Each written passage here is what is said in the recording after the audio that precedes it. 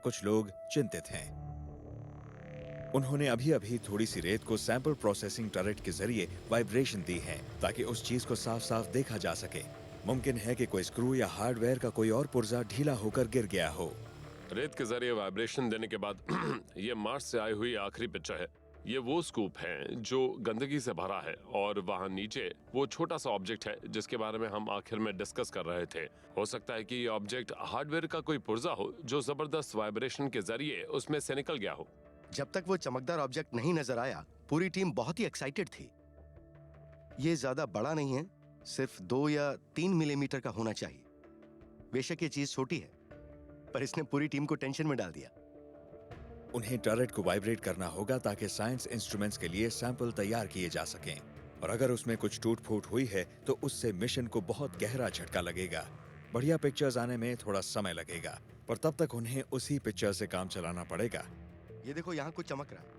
हमने उसे left I mess cam से देखा और हमें वो बेहद चमकदार ऑब्जेक्ट नजर आया जो स्क्रू की तरह दिखता है, पर कैम से बात साफ हो गई। जब उससे जूम किया तो क्लोजअप में ये क्लियर हो गया कि वो कुछ और है, स्क्रू नहीं है। ये तो बहुत ही बढ़िया खबर है। और आखिर में जब बेहतर पिक्चर आई तो उससे ऑब्जेक्ट की पहचान हो गई। वो सिर्फ प्लास्टिक का एक नन्हा सा टुकड़ा था।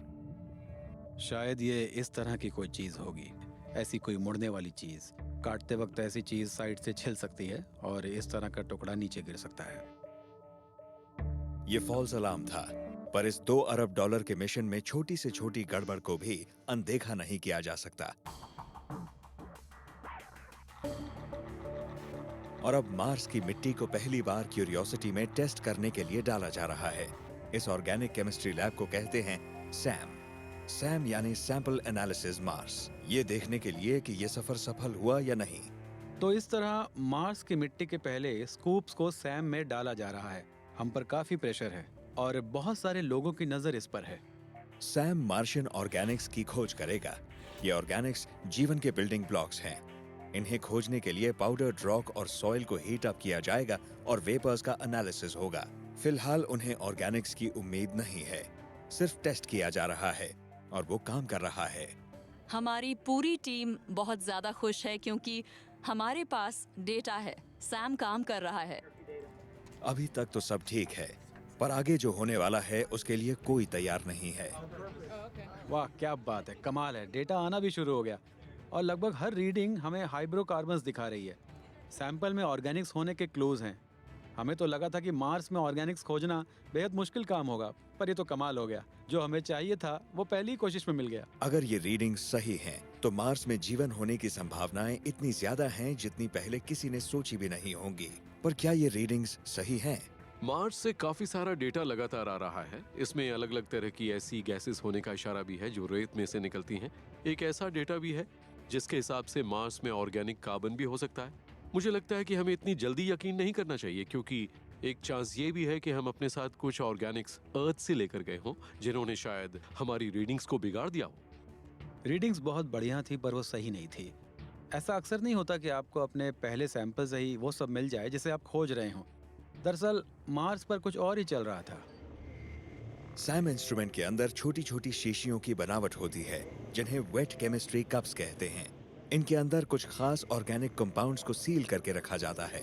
इन्हें बाद में मिशन के कंट्रोल्ड एक्सपेरिमेंट्स के लिए इस्तेमाल किया जाएगा। इनमें से एक वेट केमिस्ट्री कप लीक हो गया। कब हुआ, कैसे हुआ, हमें नहीं पता।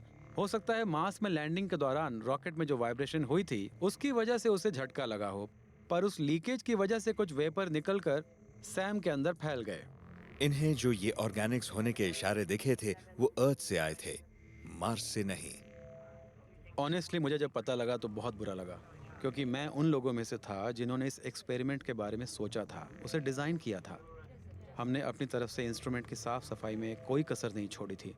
हमने उसके लिए बहुत मेहनत की थी, क्योंकि हम नहीं चाहते कि अर्थ से कोई ऑर्गेनिक क्यूरोसिटी के साथ जाए। मार्स पहुंचकर तो सिर्फ मार्शियन चीज़ें मिलनी चाहिए। हम वहाँ पर यहाँ से गई चीज़ों को देखने नहीं गए। ये एक ऐसी प्रॉब्लम है जिसके लिए कुछ किया जा सकता है, पर इसको एक दूसरी प्रॉब्लम ने थोड़ा कॉम्प्लिकेटेड बना दिया है। वो प्रॉब्लम है मार्स पर पाई गई खास रेत। इसे परक्लोरेट कहते हैं। वो एक्सप्लोसिव नेचर की है और हीट से वो ट्रिगर हो जाती है। ये बात हमारे लिए मुश्किल पैदा कर सकती है क्योंकि हम सैंपल्स को एनालाइज करने के लिए उन्हें ओवन पर हीट करते हैं। तो अब मैं थोड़ी सी शुगर को इस चम्मच में डालूंगा। ये एक तरह से हमारा ऑर्गेनिक मैटर हो गया।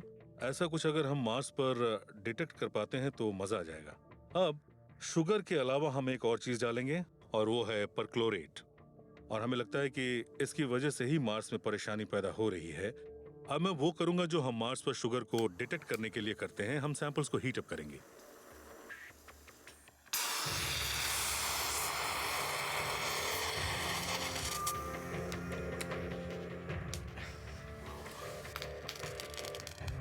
मार्स पर ठीक यही हो रहा है। जो परक्लोरेट है वो ऑर्गेनिक्स के साथ एक्सप्लोसिवली रिएक्ट करता है, जिससे ऑक्सीजन रिलीज होता है जो ऑर्गेनिक्स को जला देती है। पर वो इतना ड्रामेटिक नहीं होता जैसा यहाँ पर हुआ, क्योंकि यहाँ तो कॉन्सेंट्रेशंस बहुत ज्यादा है। ये शुगर को डिटेक्ट करने का ठीक तरीका नहीं है। इससे तो हमें बस धुआं ही दिखेगा। जो भी सैंपल में था वो एक्सप्लोसिव रिएक्शन की वजह से बुरी तरह से स्क्रैम्बल हो गया। उसके कारण रियल मार्शियन ऑर्गेनिक्स को कंटामिनेशन में से अलग करना बहुत मुश्किल हो गया। मार्स को समझना आसान नहीं है। ये हमारे लिए एक एलियन जगह है और इसलिए हमारे सामने ऐसी परेशानियां आएंगी जिनकी उम्मीद भी ना हो, जैसे परक्लोरेट। पर हमें इनका सामना तो करना ही होगा।